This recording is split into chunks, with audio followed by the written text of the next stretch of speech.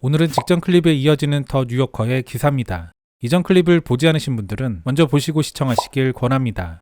기사의 제목은 한국은 어떻게 지속가능한 방식으로 퇴비화를 하고 있는가? 기사는 본격적으로 한국의 음식물 쓰레기 순환 시스템을 이야기하며 미국의 현실과 대비합니다. 특히 이 기사는 다른 기사들과 다르게 한 발 더 나아가 도시농업과 전체 순환 시스템을 심도 있게 취재한 모습을 보여줍니다. 참고로 금일 클립도 기술적으로 디테일하게 취재한 부분들과 더불어 미국 상황에 대한 설명은 상당 부분 생략했다는 점 미리 말씀드립니다. 때때로 이는 음식물 쓰레기의 무게를 측정하고 추적하는 쿨한 기술과 더불어 지자체에서 폐기물량에 비례해 비용을 지불하도록 하는 RFID 칩이 성공 요인으로 꼽힌다. 그녀는 말한다. 그게 중요해요. 폐기물 처리장 설치가 어려운 이유가 사람들에겐 매립지처럼 악취나 질병의 근원이 될 것이라는 두려움이 있었기 때문입니다. 이 때문에 정부와 국민 사이에 우리 같은 중재자가 있어야 해요. 우리는 집집마다 방문해 주민들과 이야기를 나눴습니다. 욕도 많이 먹었습니다. 하지만 상황은 바뀌었고 사람들은 이제 그것에 익숙해졌습니다. 그녀는 최근엔 부촌, 외국인들이 사는 동네가 가장 어렵다고 덧붙였다. 회원이 130명인 노원구의 도시농업 네트워크의 창립자 이훈수 씨를 만나러 가는 길에 통역사 루시아 씨와 재활용에 관한 이야기를 나눴다. 24살인 그녀는 전문 용어에 익숙했고 자신의 또래들이 환경에 대해 관심이 많은 편이라 말한다. 대만을 방문했을 때 식당에서 스테인리스 빨대와 함께 음료를 제공하는 걸 봤습니다. 대만 정부는 플라스틱 빨대 사용을 제한했었다. 빨대가 멋지다고 생각해서 한국에 돌아와서 그 빨대를 하나 샀어요. 그녀가 웃으며 말했다. 그녀는 서울이 이제 플라스틱 빨대에 대한 제한을 시작했다고 말한다. 이동 중에 그녀는 생일 선물로 친구들에게 줄 재활용 가능한 물병 선물을 하나 구입했다. 아울러 지하철을 탈 때 그녀는 승차권이 재활용을 위해 회수되는 곳을 내게 보여줬다. 날씬한 체구에 에너지 넘치는 55세의 이윤수 씨는 말한다. 도시농업을 생각하며 잠이 깨고 도시농업을 꿈꾸며 잠듭니다. 그의 부모는 그가 어렸을 때 시골에서 서울로 이사했으며 그는 매우 도시적인 사람이다. 이 씨는 아파트에 케이블을 설치하는 일을 했었다. 당시 그는 상당한 시간을 아파트 지하실과 지붕에서 보냈다. 그때 이 사용되지 않는 공간들을 모두 봤습니다. 그는 가족과 함께 작은 아파트로 이사 왔고 지금은 검소한 생활을 이어가며 서울 전역의 도시농업을 홍보하는 데 전념하고 있다. 마치 대학 교수가 된 기분입니다. 지하실에서 버섯 재배를 제안한 사람은 바로 저였습니다.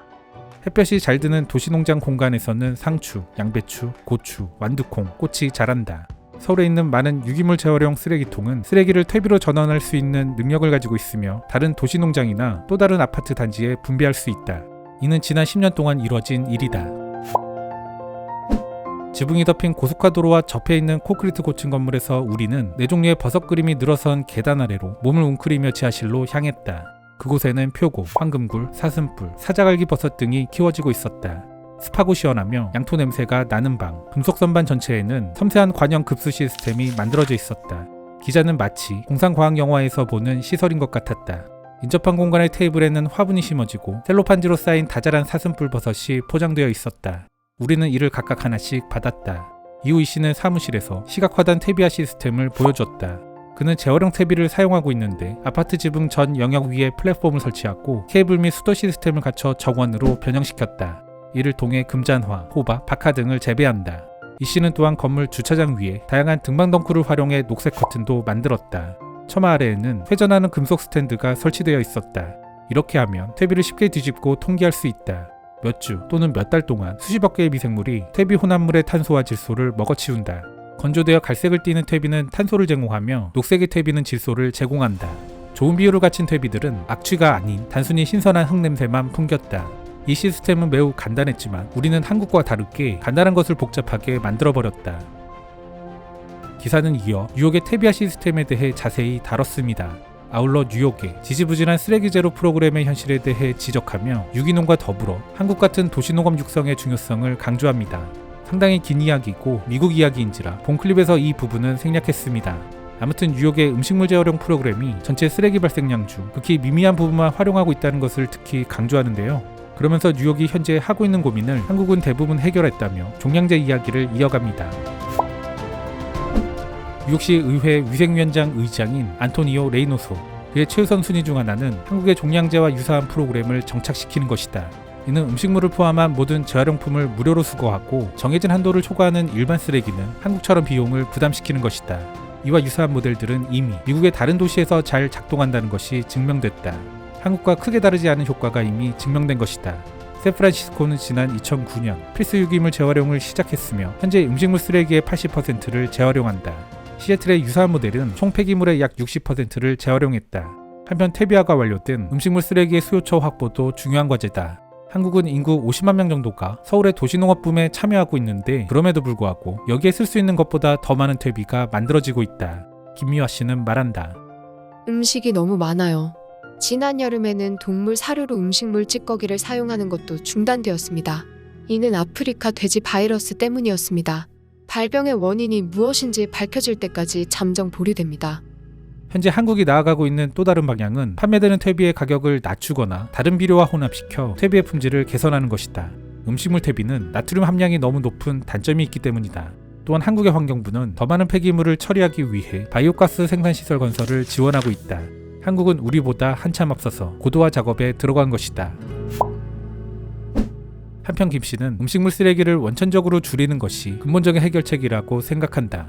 한국인은 연간 평균 1인당 285파운드의 음식물 쓰레기를 발생시킨다.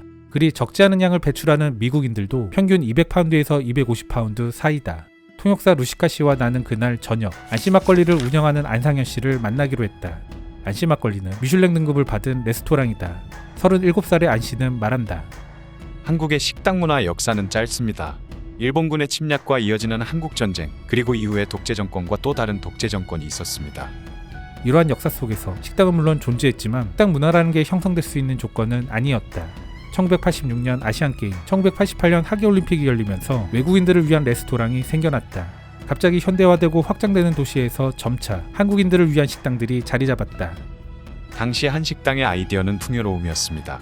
이는 성장과 경제적 성취를 보여주는 것이었습니다. 오늘날의 전통 한식당에서는 많은 반찬을 무료로 제공한다. 저 반찬은 대부분 쓰레기로 갑니다. 그러나 반찬의 가짓수 등을 줄이는 문제는 한국 내에서도 치열한 논쟁이 있는 분야다.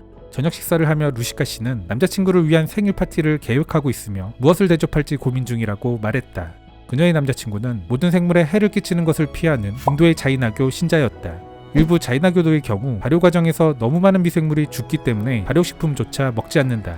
또 일부 자이나교도는 감자와 같이 땅속에서 자란 식품도 기피한다. 고기, 해산물, 계란 등 먹지 않는 음식이 많아요. 이 때문에 여기 한국에서는 식품을 찾기가 매우 어렵습니다. 엔지니어인 그녀의 남자친구는 삼성에 취업해 한국에 왔다. 그는 냉장고 안에 있는 음식을 감지하고 조리법을 제한하는 특수 냉장고를 연구하고 있었다. 맛있는 음식이 도착했다. 전복이 야채와 함께 조리된 훈제 돼지고기 요리다. 마무리에서 기사는 마치 에세이 같은 느낌을 주며 끝납니다. 한편 음식물 처리 순환 시스템이 잘 갖춰졌지만 우리는 여전히 음식물 쓰레기의 절대적인 양이 많다고 알려져 있습니다. 공신력 있는 통계는 따로 없지만 세계 순위를 따져보면 세계 5위에서 6위권에 해당한다는 추정치가 언론사를 통해 보도된 적이 있는데요. 이에 대해 국내에서는 반찬의 가짓수를 줄여 근본적인 해법을 모색해야 한다는 의견, 그리고 음식물 재활용 시스템이 잘 돌아가고 있는데 굳이 우리의 식문화를 바꿀 필요가 있느냐라는 의견이 팽팽하게 맞서 있습니다. 물론 절충점이 있는 의견도 있습니다.